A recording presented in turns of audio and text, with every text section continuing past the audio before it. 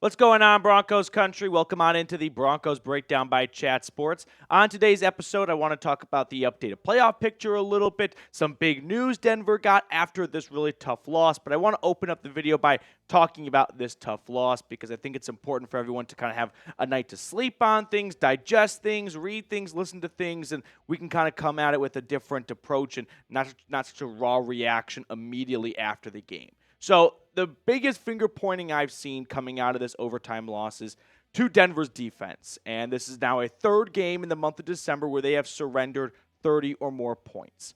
I think it's worth noting that they had them at 24 after 4 quarters. Like, it's a big surprise when you add an extra quarter to a game, the other team might score more points. So I don't come away from this game with the result, with the opinion of blame the defense. The defense made some big plays. The defense did damage control when going up against Joe Burrow, T. Higgins, and Jamar Chase. And ultimately, over 5 quarters, those guys were able to pull away and persevere. But I look at this game as it was an all-timer. I mean, if you're watching from a neutral perspective, you walk away going, what a great game that was. And sure, from a Broncos perspective, it's not that same feeling, but the Bengals made a lot of really good plays. And unfortunately for Denver, they just came up a few plays short. If there is a little bit of finger pointing going on that I could rationalize, it's Sean Payton's play calling. I mean, in the first drive, it was run the ball down the field.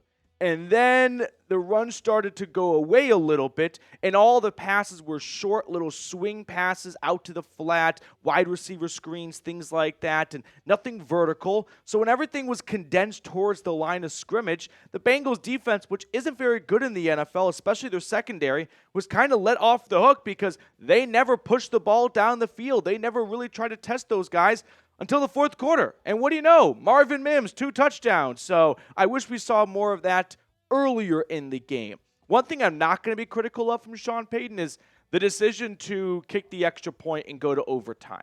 I think it's worth noting that Denver had 2 or 3 scenarios in overtime where they clinched a playoff spot. Win or tie. And sure, we can all sit back now with hindsight and go, they should have gone for 2 because they lost in overtime.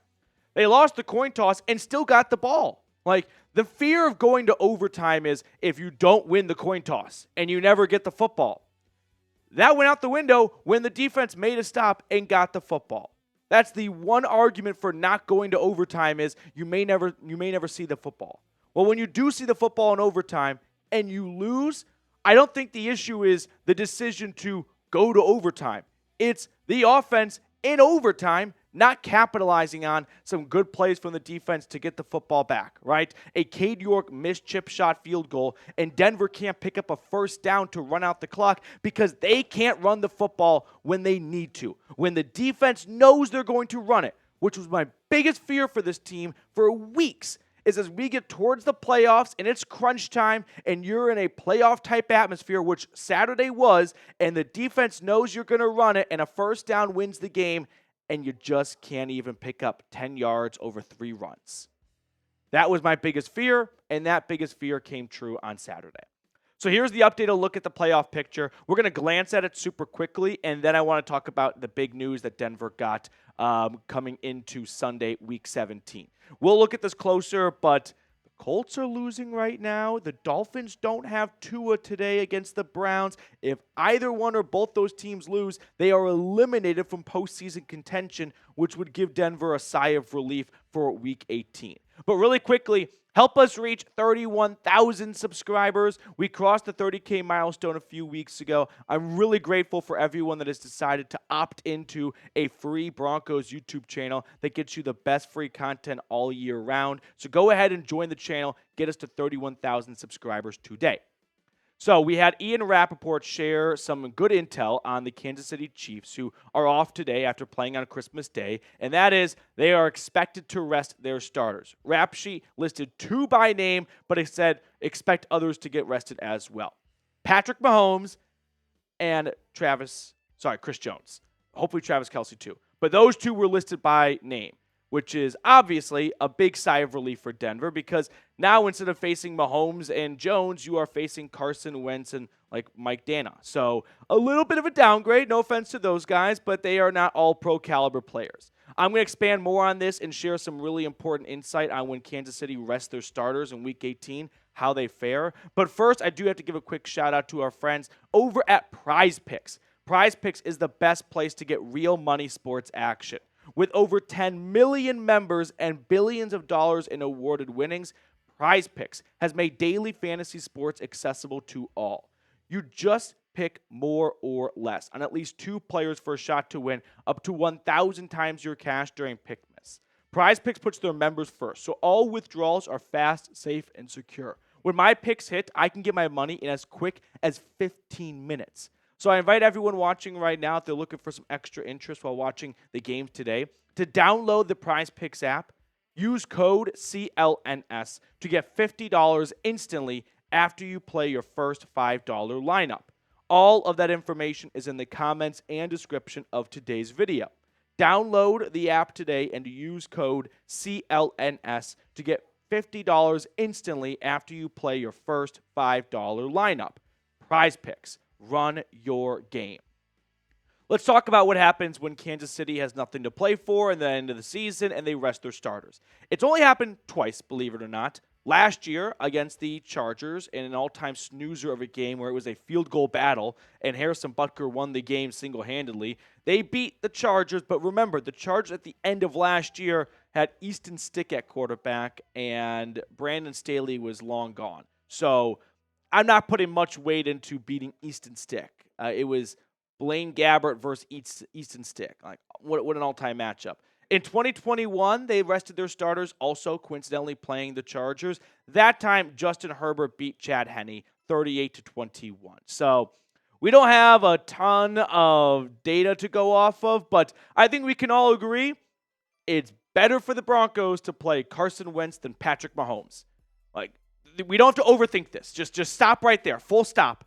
Who would you rather play, Mahomes or Wentz with a playoff spot on the line? It's Carson Wentz for sure. Now, by no means is Carson Wentz just going to roll over for Denver. He gets one crack at it this year. If he goes out and plays well, he might have a backup job waiting for him next year because other teams are going to be looking for backups. So he's going to go balls to the wall with his one opportunity this season to show he can still hang around in this league. And Andy Reid and the Chiefs just seem to always find a way at the end of these games this year to come out on top. I don't know what kind of voodoo magic they're playing with, but let's just be real here. They have an incredible record in one-score games, and for some reason or another, the bounces always seem to go their way. So a break for sure for Denver. They're not facing the gauntlet of the Chiefs roster, but by no means do I think this is just going to be a gimme. Now, here's some other playoff news here. The Colts, like I said, are trailing at the half. I'm watching this game live right now behind the camera against the Giants. If the Colts lose, they are eliminated. That's good for Denver because even though the Broncos have the head-to-head tiebreaker, if the Broncos, Colts, and either the Dolphins or Bengals all finish the year 9-8, in a 3-way tiebreaker, it goes to Indianapolis. So best case scenario for Denver is those 3 teams, Cincinnati, Indianapolis, and Miami, all lose, and all of a sudden the Broncos are in no matter what against the Chiefs on Sunday. The Dolphins, by the way, they are going to be without Tua. The Miami Dolphins travel to Cleveland and play the Browns at 2:05 Mountain Time. It's going to be Tyler Huntley against Dorian Thompson-Robinson. So talk about getting butts in seats for that one. But, yeah, a break, we'll call it, for the Broncos because if Miami loses today, they are eliminated. And the Dolphins' path to the postseason is if they finish 9-8 and the Broncos finish 9-8. I'm 95% sure, but there's so many different combinations. Miami then advances to the postseason because the Bengals have the toughest game remaining. They've got the Pittsburgh Steelers in Week 18. So both teams, the Steelers and the Bengals, will have something to play for next week. And that's going to be a tough matchup for Cincinnati. But that's where we're currently at right now. Plus, that game's in Pittsburgh. So far, no Tua. Colts are losing. Advantage Denver. And then if those 2 teams lose today, they're out of the postseason. And we go into Week 18 where it's very simple. Denver, win and you're in. And if the Broncos lose, but the Bengals also lose to the Steelers, then Denver gets into the postseason at 9-8. So hope you got that down. I know it's a little complex, but it's the best time of the year. So what's your confidence level in Denver winning Week 18 against Carson Wentz and the Chiefs? Scale 1 to 10. I'm at a 6.3. Like, I'm over 50%, and I'm kind of firmly past the 50% threshold, but I feel like the reason why they've lost the last 2 games is it's not because they've been, like, vastly outgunned. There's been moments where they've had opportunities to put the game away, and they seem to get in their own way. Like, against the Bengals in overtime with the football, under 3 minutes to go, you are a first down away from clinching your first postseason berth since 2015, and you can't pick up 10 yards. Against the Chargers, you go into the half with an 8-point lead. Sure, we can all be mad it wasn't an 11-point lead because of a quirky rule, but whatever. You get the ball to start the second half, you kick a field goal, you're up 11 points halfway through the third quarter, and you manage to lose that game by a touchdown. That is called getting in your own way. Before we get on out of here, I do want to show some love to the Blue and Orange Club. Big shout out to CPJ and Bulwark TYR for hanging out with us during our watch party against the Bengals, along with I Don't Give a Buck, and John E. was there. So really appreciative of everyone that watches the games with us. We'll have a watch party next Sunday for that Chiefs-Broncos game, so make sure you dial in right here at Chat Sports.